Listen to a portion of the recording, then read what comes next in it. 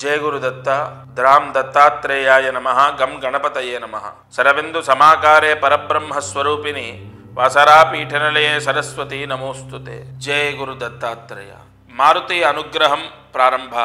ఈరోజు జూలై 2వ తారీఖు బుధవారం, ఉత్తరా నక్షత్రం, తిథి సప్తమి తిథి, ఉత్తరా నక్షత్రం. ప్రతి రోజు కూడా దత్త అనుగ్రహంతో దత్తాత్రేయ స్వామి వాక్కు అంటే ఆయన పలికించే వాక్కుతో మీకు పరిహారం ఇస్తున్నాను. దీపారాధన, కార్యసిద్ధి మంత్రము, అలాగే ఇవాళ భరణీ నక్షత్రం వాళ్ళకు కూడా చెప్తాను. సరే, ముందు దీపారాధన. ఈరోజు నువ్వుల నూనె వేసి 3 ఒత్తులు ఒక ఒత్తిగా చేసి దీపం వెలిగించండి. సప్తమి ఉత్తరా నక్షత్రం. పూర్వే పశుపతి పాతు, దక్షిణే పాతు శంకర, పశ్చిమే పాతు విశ్వేశో, నీలకంఠస్తదోత్తరే, ఈశాన్యాం పాతు మే రుద్రో, వాయవ్యాన్ నీలలోహిత, ఊర్ధ్వే తిరోచన పాతు అధరాయాం మహేశ్వర.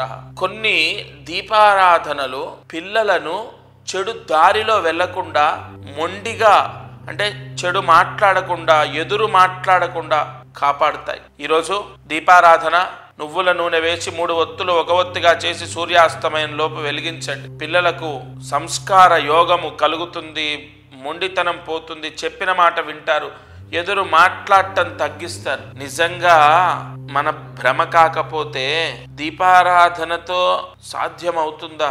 ఎంతో చెప్పినా, కొట్టినా, అరిచినా మారనటువంటి వాళ్ళు దీపారాధనతో మారతారా? చెప్పినట్టుగా విని మనం చెప్పినట్టుగా పెళ్లి చేసుకుంటారా? కర్మ, కర్త, క్రియ అంతా జగన్నాథుడే. ఆ పరమేశ్వరుణ్ణి నమ్ముకొని ఒక్కసారి నమ్మితే ఇంకా మనం ఆయన పాదాలు విడిచిపెట్టొద్దు. ఎంతో నమ్మకంతో మీరు చేస్తే మీరు కోరుకున్న కోరిక ఖచ్చితంగా నెరవేరుతుంది.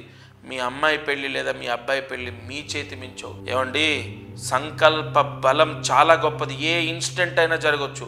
ఏ పరిణామం చేత ఎప్పుడు ఎలా మార్పు వస్తుందన్నది దైవం చేతిలో ఉంటుంది. దీపారాధన చేయండి, తప్పక పిల్లలకు మంచి జరుగుతుంది. ఇక భరణీ నక్షత్రం వాళ్ళు, ఈ భరణీ నక్షత్రం వాళ్ళు నేను చెప్పినట్టు ఈరోజు ఈ పరిహారం చేసుకుంటే నక్షత్ర దోషం తొలగిపోయి భరణీ నక్షత్రం వాళ్ళకు ఉద్యోగం వస్తుంది. భరణీ నక్షత్రం వాళ్ళకు గృహయోగం, లేదా భరణీ నక్షత్రం వాళ్ళకు ఆర్థిక సమస్యలు పోతాయి.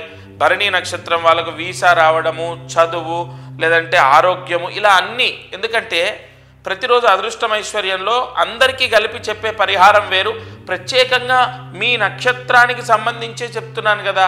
భరణీ నక్షత్రం వాళ్ళు ఎవరైనా ఈ పరిహారం చేయాలి. ఏం చేయాలి అంటే తమలపాకులతోని మీ చేతుల మీదిగా తోరణం కట్టండి. తమలపాకులతో తోరణం కట్టండి. అయితే కట్టేటప్పుడు శ్రీరామ రామ రామేతి రమే రామే మనోరమే సహస్రనామ తత్తుల్యం రామనామ వరాననే, రామ తారక మంత్రం చదువుతూ తమలపాకులతో మీ గుమ్మాలకు ఒకటి ప్రధాన ద్వారానికి కడితే సరిపోతుంది. లేదు దేవుడికి సపరేట్గా ద్వారం ఉంటే అక్కడ కట్టండి, లేదా ప్రధాన ద్వారానికి కట్టండి. దేవుడి ద్వారానికి కడితే ఇంకా మంచిది. రెండు కుదిరి, కొంతమందికి దేవుడి గది అంటూ ఉండదు, చిన్నగా గూడు ఉంటుంది, దానికే కట్టుకోండి. ఒకటి ప్రధాన ద్వారానికి ఖచ్చితంగా కట్టండి తప్పకుండా.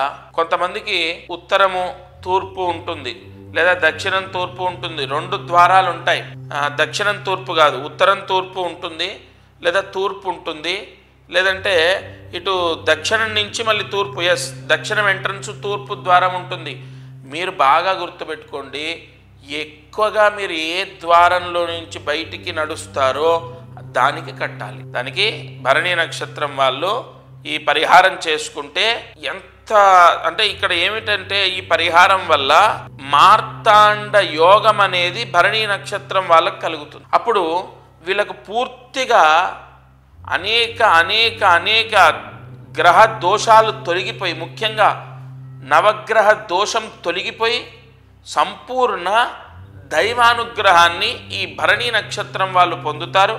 అప్పుడు వీళ్ళ కోరికలు నెరవేరుతాయి, కోరికలు సిద్ధిస్తాయి. సరే, కార్యసిద్ధి మంత్రం. కార్యసిద్ధి మంత్రాన్ని జాగ్రత్తగా రాసుకోండి. ఓం నమః శివాయ, శివాయ నమః. ఓం నమః శివాయ, శివాయ నమః. ఓం నమః శివాయ, శివాయ నమః. ఈ మంత్రం 5 సార్లు రాసి 108 మార్లు జపించండి. మీ పిల్లలకు చదువు రావటం జరుగుతుంది, బాగా చదువుతారు, చదువు మీద శ్రద్ధ వహిస్తారు, పరీక్షల్లో పాస్ అవుతారు. పూర్తిగా మేధా దక్షిణామూర్తి యొక్క అనుగ్రహం ఉత్తరా నక్షత్రంలో ఎవరైతే ఈ మంత్రం చదువుతారో వాళ్ళ పిల్లలకు సంపూర్ణ విద్యాకటాక్షం కలుగుతుంది. ఇది ఇవాల్టి మారుతి అనుగ్రహం కార్యక్రమం. అయితే ఒక చిన్న మాట, ప్రతిరోజు ఈ కార్యక్రమంలో చెప్పే పరిహారాలు చేస్తున్నారు. దీపారాధన, నక్షత్ర సంబంధితమైన పరిహారాలు, అదృష్టం ఐశ్వర్యానికి సంబంధించిన పరిహారాలు, కార్యసిద్ధి మంత్రం చదవడం, ఇలా ఎన్నో చేస్తున్నాం. ఇవన్నీ కూడా సామూహికంగా అందరూ చేసుకునే పరిహారాలు నేను చెప్పడం జరుగుతుంది. అయితే ధనయోగం, గృహయోగం, వ్యాపార యోగం, ముఖ్యంగా పిల్లలు చదువుకోవాలి, చదువు పూర్తి కావాలి, చదువుకోవాలి, లేదా చదువు పూర్తయిన వాళ్ళకు మంచి ఉద్యోగం రావాలి, లేదు వివాహం అవ్వాలి, లేదు విదేశాలకు వెళ్ళాలి, మంచి సంబంధం వచ్చి వివాహం అవ్వాలి, పిల్లలు మేము చెప్పిన మాట వినాలి, ముఖ్యంగా మొండితనం పోవాలి, ఎదురు మాట్లాడకూడదు, ఇలా చాలా చాలా సమస్యలతో రోజు సతమతం అవుతాం. ఆరోగ్య సమస్యలతో, ఆస్తి సమస్యలు, ఏదైనా స్థలం అమ్ముడు పోవట్లేదని, లేదంటే అప్పులు తీరాలని, ఇలా చాలా సమస్యలు. నేను ఒక్కటే చెప్తున్నాను, జూలై నెలలో మీరు గురువు మారారు. ఈ జూలై నెలలో మీరు ఒకసారి వచ్చి నన్ను కలవాలి.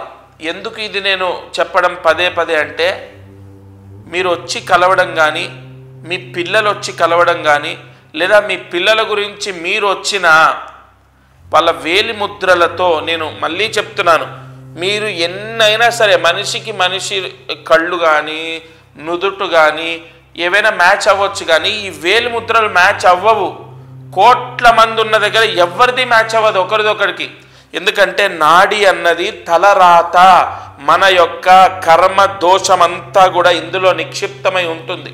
నీకు ఏది చేస్తే మంచిది, నీకేం చేస్తే పెళ్ళవుతుంది, నీకేం చేస్తే ఇల్లు కట్టుకుంటావు, నీకేం చేస్తే నీ కష్టాలు పోతాయి అన్నది తెలుస్తుంది. అందుకే ఈ గురువు మారారు, మిథున రాశిలోకి గురువు ప్రవేశించాడు.